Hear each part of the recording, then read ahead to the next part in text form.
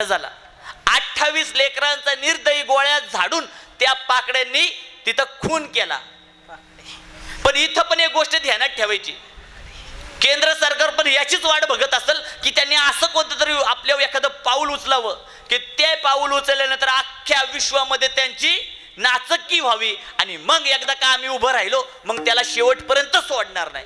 आणि झालं पण तसंच. तुम्हाला काय वाटतं, अभिमन्यू महाभारतात मरणार होता हे कृष्णाला माहिती नव्हतं का? नव्हतं का माहिती? श्रीकृष्णाला माहिती होतं अभिमन्यू युद्धामध्ये मरणार आहे. ज्या दिवशी अभिमन्यूचा अंत होणार होता ना त्या दिवशी भगवान श्रीकृष्णांनी अर्जुनाचा रथ युद्धापासून इतक्या दूरच्या भागामध्ये नेला होता की तिथं अर्जुनाला जाणीवपूर्वक भगवान कृष्णांनी गुरफटून ठेवलं होतं. का? देवाला माहिती होतं की युद्धाचे नियम तुटले गेले पाहिजेत. जर युद्ध नियमाने खेळायला लागलं ना अर्जुन पांडव कधीच जिंकू शकत नाही. पण नियम कोणी तोडले पाहिजेत? आधी परशत्रूंनी तोडले पाहिजेत. आणि मग नियम कोणी तोडले?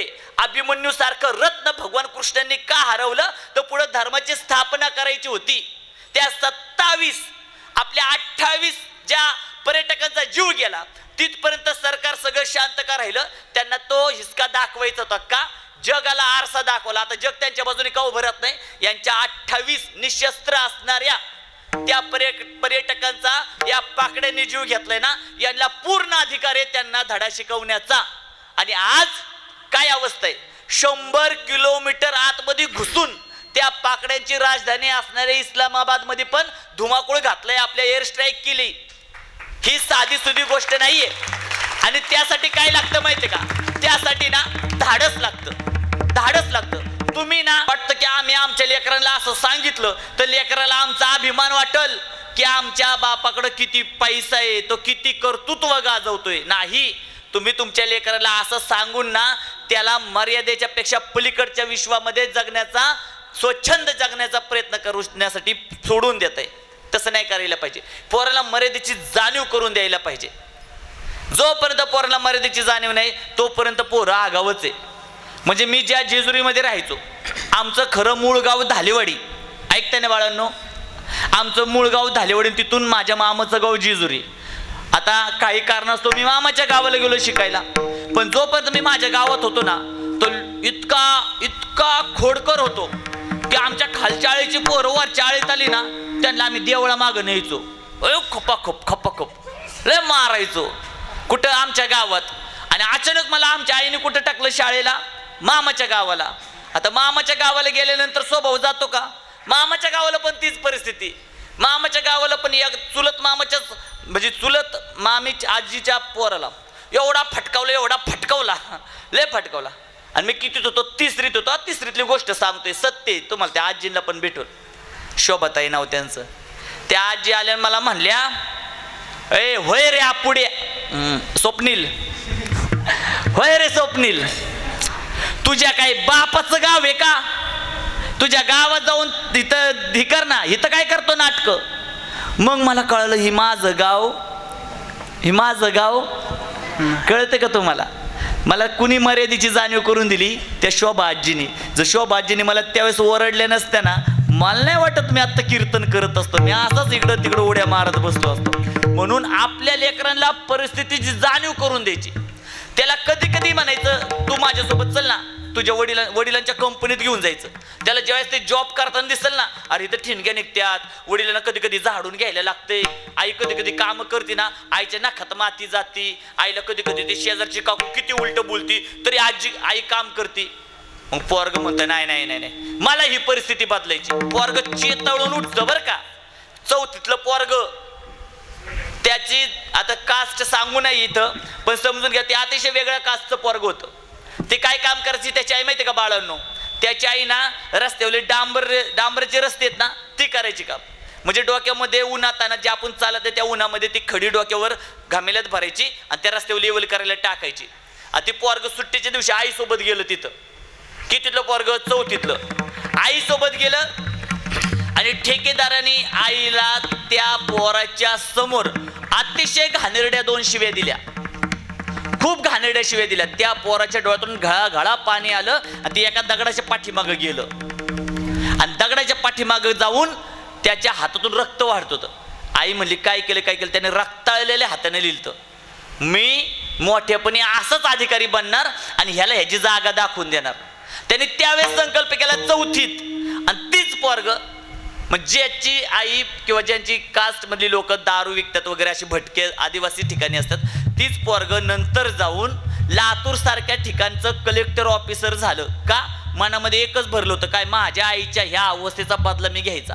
मग लेकरांना अगदी तीच आहे. तुमच्या घराची परिस्थिती तुमच्याशिवाय कुणीच बदलू शकत नाही. तुम्हीच तुमच्या घराचे कर्णधार आहात.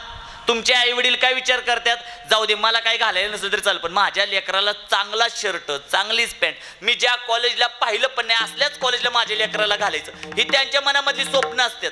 चौकामध्ये बसून बाप आपल्या मित्रांना सांगतात माझी दिदी लय हुशार आहे बरं का, तिला मी पोलीस बनवणार आहे, मग आमच्या घर बघ नाही घराचा उद्धारच करेल. ही लेकराबद्दल आपल्या मित्रांसोबत बोलणाऱ्या गोष्टी असतात. आणि तुम्ही घरी काय करता, रात्रभर मोबाईल, रात्रभर टी व्ही, नको नको असल्याच्या संगतीत जायचं, नको नको असल्या दुकानात जायचं, नको नको असले लेक्चर बंक करायचे आणि त्या वाईट मित्रांसोबत राहायचं. मग काय होणार? तुमचा येणारा काळ कसा जाणार? वाईट जाणार, अंधारात जाणार. म्हणून तुमच्यापैकी असं कोण आहे का रे की गुरुजी आम्हाला इथं संस्कार सिंचन शिबिरात घातलं आणि मला असं वाटलं आईने मला कुठं पण लावून परत मला या संस्कार सिंचन शिबिरात घालू नाही, असं कोण आहे का कोण तुमच्यात की ज्याला इथं परत येऊशी वाटत नाही? आहे का? नाही आहे का? हे का घडलं? ए बाळांनो, आम्ही काय तुम्हाला रोज मिठाई दिली का खायला? दिली नाही. चपाती भाजी पोळी भात वरण तीच होतं. पण ते सगळं देत असताना, हे देत असताना मी त्यांना ते किती ग्रेट आहेत, त्यांच्यात कोणत्या क्वालिटी आहेत, त्यांचं आम्ही कौतुक करता करता आम्ही त्यांना ज्ञान देत गेलो. मग मुलांना भूक कशाची आहे? मुलांना भूक कौतुकाची. मी मान्य करतो ही पोरं अतिशय अवगुणी असतील, हे ऐकत पण नसतील, पण प्रत्येक मुलामध्ये एक तरी सद्गुण असतो. तुम्ही म्हणायचं आमची तायडी ना सगळ्यांची काम ऐकते बरं का, कुणी काय काम सांगा सगळ्यांची काम ऐकते, पण आमच्या तायडीने थोडा अभ्यास केला ना तायडीचा कोण हातच धरणार नाही. तिला वाटतं माझ्या आईला पण माझ्यात काहीतरी चांगलं दिसतंय, तिथून ती बदलायचा प्रयत्न करते. पण आपण काय म्हणतो, आमची तायडी सारखी आगाऊ पोरगी गावात नाही. कुठलं नशीब आलं आणि असली पोरगी आमच्या पोटी जन्माला आली. तू जशी आली तेव्हापासून आमच्या घरात अवदसाच आली. आतर देवा, तायडीच्या मनात प्रेम निर्माण होईल तुमच्याबद्दल. तायडी म्हणेल कधी माझं शुभमंगल होतंय, नाहीतर मीच जाऊन करते. विठ्ठल विठ्ठल.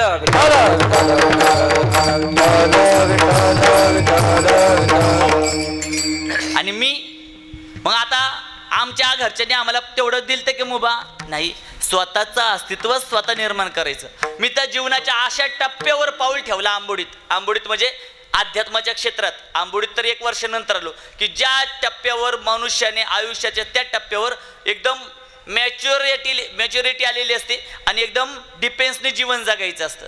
त्यावेळेस मी सगळं सोडले आणि फक्त शाळेतल्या मुलांना संस्काराचे धडे गिरवण्यासाठी जात होतो. बघा, तुम्ही लोकांवर जे उपकार केले ती लोक उपकार तर विसरतातच, या उलट तुमच्यावर प्रतिघात करतात. पण तुम्ही जर देवावर उपकार केले, तुम्ही जर मनापासून निरपेक्ष भावनेतून या समाजावर उपकार केले, समाजाने त्याची नोंद नाही घेतली तरी पण तो भगवंत त्याच्या दरबारात त्याची नोंद घेत असतो. मग इथे येताना आमच्याकडे काय होतं ही आंबोडीतली सगळी लोक साक्षील आहेत. तिथे येताना आम्ही पेन पण आणला नव्हता बरं का लक्ष्मण, काहीच नव्हतं आणलं. मग हे सगळं वैभव कसं उभं राहिलं? होय हो आंबोडीकर, मी कुणाच्या घरी जाऊन चोऱ्या केल्या का? नाणे केल्या का चोऱ्या? का तुमच्या कुणाच्या घरी जाऊन म्हणलं चला आता 500 रुपये वर्गणी फाडा चला? नाही, 1ही रुपया आम्ही कुणाकडं दान मागायला गेलो नाही. दान म्हणजे दान दिलं असेल पण वर्गणी मागायला गेलो नाही. या संस्थेमध्ये तुम्हाला कुठंच पावती पुस्तकही छापलेलं पाहायला भेटणार नाही. इथं कुठं दानपेटी पण पाहायला भेटणार नाही. का? तुका म्हणे धनासाठी घेतो प्राण आणि धनासाठी घेती प्राण. धन कसं आहे बाळांनो? आपल्या सावलीसारखं आहे. तुम्ही जितकं त्या सावलीच्या पाठीमागं चालणार ते धन तेवढं पुढं पळणार आहे. आणि जितकं तुम्ही नीतिमत्तेने जीवन जगता जगता पुढं चालणार ना ते धन तुमच्या पाठीमागच येत राहणार आहे. अन्न धन प्रतिष्ठा येतो प्रारब्ध अधीने. तुम्ही जन्माला येण्याच्या अगोदर तुमच्या सगळ्यांच्या, इवन माझ्याही, आपल्या सर्वांची जीवन जन्माला येण्याच्या अगोदर एक स्क्रिप्ट लिहिण्यात आली. म्हणजे आमचे संत तुलसीदास खूप छान प्रकारे म्हणतात, पहिले रचा प्रारब्ध पिछो रचा. पहिल्यांदा काय रचले? प्रारब्ध. हे कुठे जन्माला येणार? याचं कोणासोबत लग्न होणार? हा जीवनात कोणता व्यवसाय करणार का नोकरी करणार? आणि हा कुठं मरणार. हे सगळं ठरलेलं आहे. त्यामुळं जीवन जगत असताना अट्टहास करायचं नाही. हे असंच व्हायला पाहिजे. रामप्रभूंनी कधी अट्टहास केला का? कधीच नाही. रामप्रभू एवढं रामायण घडलं, एकदा पण सीतेला म्हणले नाही तू जर लक्ष्मण रेषा ओलांडली नसती ना एवढा सगळा खेळ झालाच नसता. रामप्रभू कधी कोणाला तक्रारच करत नव्हते. लक्ष्मणाला पण म्हणत नव्हते तू जर माझ्या पाठीमागं फिरत आला नसता ना तर सीतेला कोणीच घेऊन गेलं नसतं. का? रामप्रभूंना माहिती होतं हे सगळं ठरलेले. तुम्ही इथं आलात, तुम्ही इथं येण्यासाठी आम्ही काय पत्रिका लिहिल्या का? नाही. तुम्ही इथं का आला? हे सगळं पूर्वनियोजित आहे. आपण म्हणतो ज्याचं तोंड नको बघायला तीच सारखं माझ्या समोर येते. अहो तीच येणार आहे. ती काय येणार आहे? ती पूर्वीपासून तुमचं त्याचं लागे बंद आहे बघा की. आणि ज्याच्यासाठी तुमचा जीव तुटतो त्याला भेटावं, त्याची ओळख व्हावी, त्यांच्यासोबत आमचे दिवस जावे, नाही होत. त्याच्यासोबत तुमचे लागे बंद नाही ते. मग तशा वेळेस काय करायला लागतंय? इथिक्स म्हणून एक शब्द आहे. म्हणजे काय? नीतिमत्ता. तुमची नैतिकता जर तुम्ही जोपासली तर देवाच्या दरबारात तुम्हाला तिथं बहुमान आहे, सन्मान आहे.